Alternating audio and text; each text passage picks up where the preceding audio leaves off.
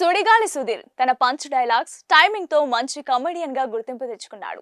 ఆ తర్వాత సినిమాల్లో అవకాశాలు దక్కించుకుని ఏకంగా హీరో అయిపోయాడు. అయినప్పటికీ బుల్లితెరను మాత్రం వదిలిపెట్టకుండా హోస్ట్ గా అలరిస్తున్నాడు. మొత్తం మీద తెలుగు బుల్లితెరపై స్టార్ స్టేటస్ అనుభవిస్తున్నారు. ఇక తెలుగునాట మోస్ట్ ఎలిజిబుల్ బ్యాచులర్స్ లిస్ట్ తీసుకొస్తే ఖచ్చితంగా సుధీర్ పేరు ముందు వరుసలో ఉంటుంది. 40కి చేరువవుతున్నా ఇంకా పెళ్లి మాట ఎత్తకపోవడంతో సుధీర్ మ్యారేజ్ పై ప్రతిరోజు వార్తలు వస్తున్నాయి. ఇదిలా ఉంటే బిగ్ బాస్ సీజన్ 9 లోకి సుడిగాలి సుధీర్ రాబోతున్నాడనే వార్త అభిమానుల్లో కొత్త జోష్ నింపింది. ఈ ఊహాగానాలు ఒక హాట్ కేకు లాగా వ్యాపిస్తున్నాయి. ఇది కేవలం పుకారా లేక నిజమా అనేది తెలియదు, కానీ ఇప్పుడు ఇదే అంశం టాలీవుడ్ లో చర్చనీయాంశంగా మారింది.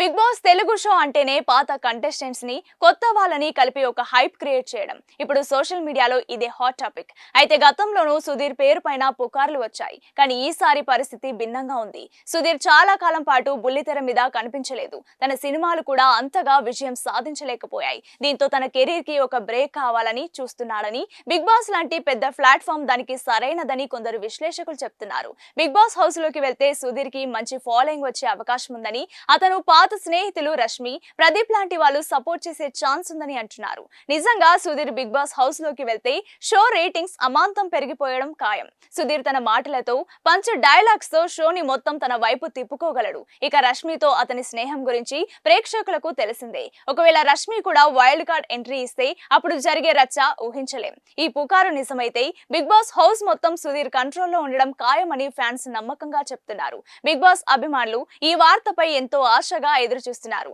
కానీ బిగ్ బాస్ అధికారికంగా ప్రకటించే వరకు వెయిట్ చేయాల్సిందే.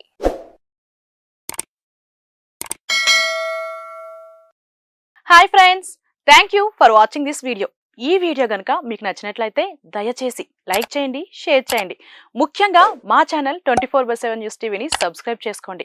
ఆ తర్వాత మీ విలువైన అభిప్రాయాల్ని, మార్పులు, చేర్పులు, కావాల్సిన వీడియో ఏమన్నా ఉంటే మన వీడియో కింద కామెంట్ సెక్షన్లో కామెంట్ రూపంలో తెలియజేయండి. నమస్కారం, సాయిదంచిక మాట్లాడుతున్నాను. ప్లీజ్ సబ్స్క్రైబ్, షేర్, లైక్ చేయండి 24/7 టీవీ ఛానల్.